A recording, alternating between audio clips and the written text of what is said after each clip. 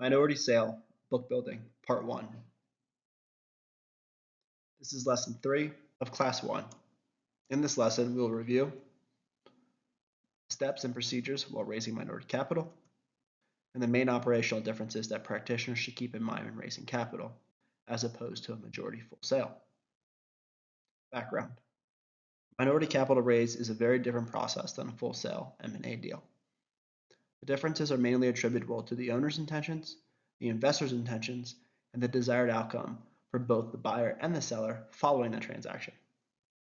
The above-mentioned differences in deal attributes result in reciprocal differences around deal procedures. Some of the main procedural differences are exhibited within market signaling, deal confidentiality, collecting interest, diligence requirements, and the close and post-close procedures. Market signaling. Process differences. In a full sale, the seller relinquishes control to the buyer. In a minority raise, the seller provides investors exposure to the business from a non-controlling perspective. Marketplace consideration. When a seller intends to exit a control position, the market views this in a completely different manner than a seller raising capital and allowing outside investors to have exposure to the cap table. Procedural implications.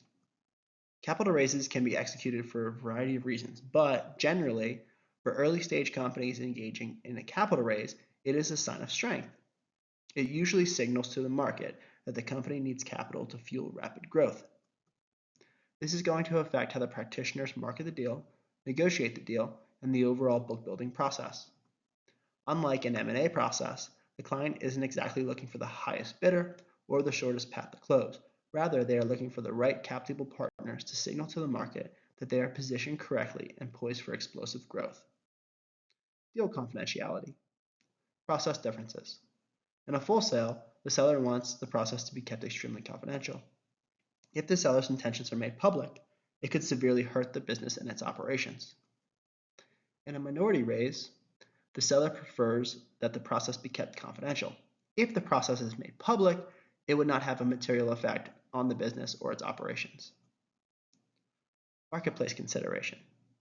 Following an M&A process, the seller's business could be altered materially to realize synergistic or financial benefits. This could affect employment, daily operations, commercial contracts, vendor contracts, and so forth. Following most minority raises, the operations of the client do not materially change. Procedural implications.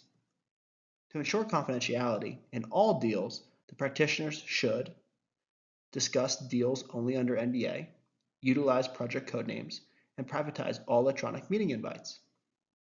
The one major difference is that during capital raises, it's not uncommon for bankers to facilitate roadshows where the target presents the investment opportunity to a consortium of potential investors all at once. Then this plays directly into collecting interest. The process differences. Most M&A deals have only one buyer. Most capital raises involve more than one investor. Marketplace consideration. Unlike an M&A process where there's usually only one buyer and the process is extremely confidential, capital raises usually follow a clubbing process. Practitioners seek to find a lead investor and then a group of additional investors who want to participate in the round. The lead investor will do a lion's share of the diligence, they will price a deal, and they will set the terms.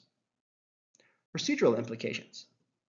During a capital raise, practitioners are trying to put together a trade that requires a group of investors to work in tandem towards a mutual goal. Therefore, collecting interest for a capital raise is very different than facilitating competing interests of multiple buyers during a full sale auction process. Diligence requirements. A full sale process. This requires operational, financial, legal, tax, and regulatory diligence along with senior management interviews and customer interviews. Also, there's usually an indemnification clause included in the definitive agreement to protect against any unforeseen liabilities not discovered during diligence that could cause damage to the buyer following the acquisition. Minority capital raise. Not nearly as rigorous as the M&A deal. The virtual data room is much lighter, and there are no concerns around change of control provisions. Marketplace considerations and procedural implications. Unlike an M&A process, a minority capital raise does not result in a change of control, which means there's less scrutiny around regulatory issues, vesting issues, employment issues, and adjacent legal consequences. Close and post-close procedures. Differences in closing and post-closing. When a client raises capital, there is no integration risk or regulatory risk, whereas an M&A deal yields both integration and regulatory risks from combining two entities. Marketplace consideration and procedural implications. Following a capital raise transaction, both the buyer and the seller have a vested interest in the target. In the case of an M&A deal, the majority, if not all, the equity is transferred to the buyer, meaning that the buyer now assumes a majority of the risk and also the reward. In an M&A deal, practitioners should help their clients optimize any vesting positions and develop conversion ratios if the buyer prefers to utilize stock consideration as a portion of the purchase price. So, given this, in the change of control transaction, you want to make sure the client understands what's going to happen with equity positions that are not fully vested yet. How will they come to fruition? What will this mean from an ownership perspective, fully diluted ownership perspective? And then also you want to develop a conversion ratio to help the client understand what type of equity you'll be receiving from the client, from the buyer, excuse me, if you're not going to be receiving it in cash. How many shares of the buyer stock are you going to be receiving in relationship to providing your stock? Thank you for tuning in, and we look forward to seeing you in our next video, which will cover part 2 of minority sale and book building.